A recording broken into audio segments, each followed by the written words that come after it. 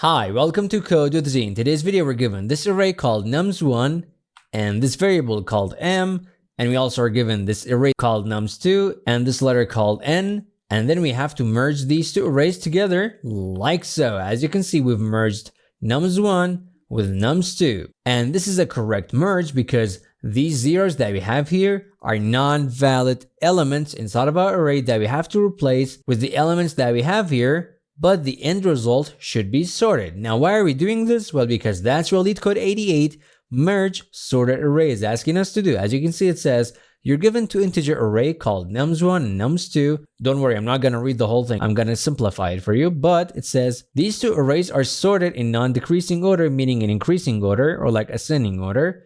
And we are also given two integers, m, as you can see, and n. M is representing the number of valid elements inside of nums1, and n is representing the number of valid elements inside of nums2, as you can see. And long story short, we have to merge these together. Now, let's see how we can do this. Let's bring our arrays down and put these here. That's way cleaner. Now, to solve this problem, we have to do this in place, meaning we can't just define a new array and loop through these two numbers and add the numbers to our new array. We have to do this in place, and that's why we have this space here that can help us to merge these two together. Okay, so for our approach, we're gonna need three simple variables. The first one is gonna be I, and that's gonna be equal to m minus 1, and I is basically pointing to the position of the last valid element inside of our first array. And you're gonna see all of this in the visualization because we have a complete visualization. Don't worry about anything. Our next variable is going to be j. J is going to be equal to n minus 1, meaning it's going to be equal to the position of the last valid element inside of our nums2. And then we're going to have k. And this is going to be everything we need. K is going to be equal to m plus n minus 1. And this is going to be equal to the last position inside of our nums array that we have here. Now, let's start the visualization. First of all, I should be 3 minus 1 because m is 3.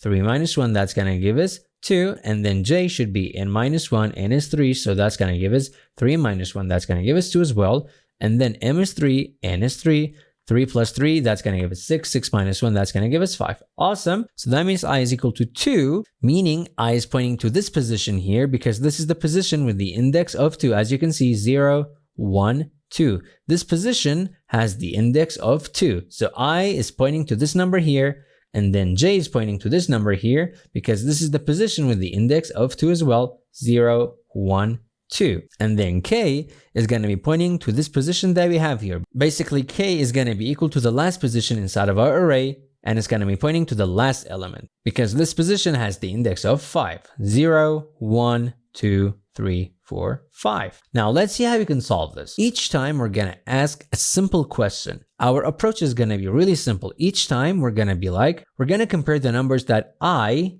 and j are pointing to. So now I is pointing to 3 and j is pointing to 6. We're going to find the biggest number between these two, and then we're going to say the number at the position of k should be equal to that big number. Let me show you so you can see it with your own eyes. We're going to say, is 3 greater than 6?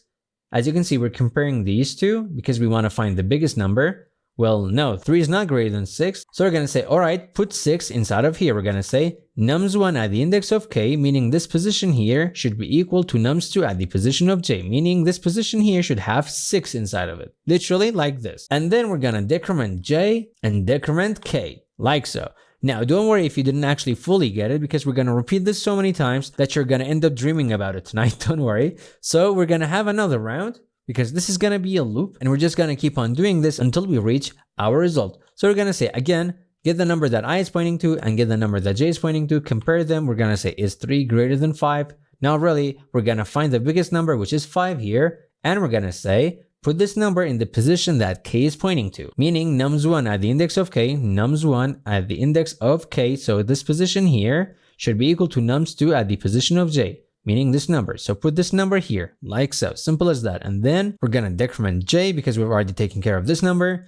And then we're going to decrement k as well, like so. Now j is 0, I is 2, and k is 3. Again, we're going to repeat the same thing. We're going to say get the number that I is pointing to and compare it with the number that j is pointing to, like so. Is 3 greater than 2? Well, yeah, this means 3 is greater than 2, so we're going to get the bigger number, and we're going to say the position at k should be equal to the bigger number. So nums1 at the index of k should be equal to nums1 at the index of I, like so. Each time we're going to find the bigger number, and we're gonna put it at the position of k, like so, and then we're gonna decrement I this time because the bigger number was the number that I was pointing to, not j, so we're not gonna touch j here, we're just gonna decrement I, like so, and then no matter what we do, we're gonna always decrement k, like so. Now we're gonna have the same thing, we're gonna say get the number that I is pointing to and get the number that j is pointing to, compare them.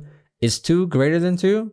Meaning is the number that I is pointing to greater than the number that 2 is pointing to? Not really. So we're gonna get this number and put it in the position of k. Simple as that. Like so, as you can see, we put this here and then we're gonna decrement j because we picked the number that j was pointing to. So we decrement j and then we decrement k no matter what, like so. Now that j is smaller than 0, we're gonna stop looping, and if we check, we actually have an answer. This is the merged array that I showed to you in the beginning. Simple as that. 1, 2, 2, 3, 5, 6. This is gonna be our answer and we're actually done. So let's code this in the simplest way possible. Alrighty, let's code this together. So the first thing that we need is gonna be our I variable, just like we saw on the slides. We're gonna have the same thing. We're gonna say I is equal to m minus 1. Then j is equal to n minus 1.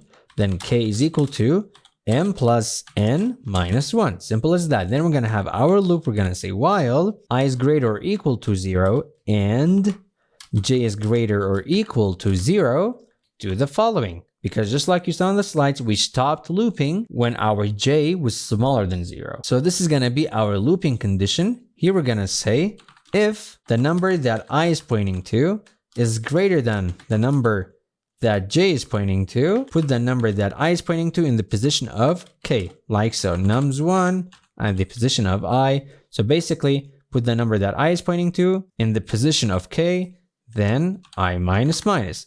And else, meaning if that was not the case, meaning if the number that j was pointing to was actually greater than the number that I was pointing to, we're gonna say nums1 at the position of k should be instead equal to nums2 at the position of j, meaning put the number that j is pointing to in the position that k is pointing to, and then we have to decrement j. Simple as that. If you remember, regardless of what number we picked, we always decremented k. Like so. Now, this is gonna be it. However, we have a scenario that we must account for. Let me show you what will happen if we have this example here. As you can see here, nums1 has 4, 5, 6 inside of it, and nums2 has 1, 2, 3 inside of it, meaning all of the numbers in nums1 are greater than all of the numbers in nums2. So when we actually compare them, each time we're gonna put the number that I is pointing to in the position of k, and then we're gonna decrement I, meaning we're gonna exit this loop because we're gonna decrement I so many times that I is gonna be less than 0, so this condition is not gonna be true, and we're gonna exit this loop without adding any of the numbers in nums2 and merging them with nums1. And the reason is because all of the numbers in nums2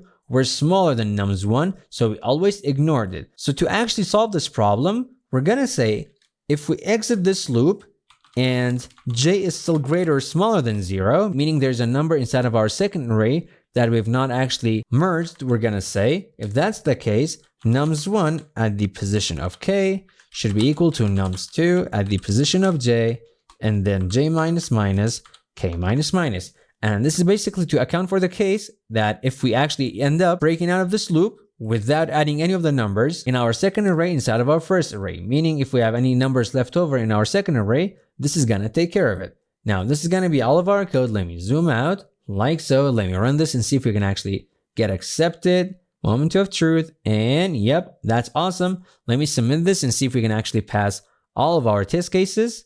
And yep, that's awesome. We got accepted. Thanks for watching. Don't forget to like and subscribe and keep on coding.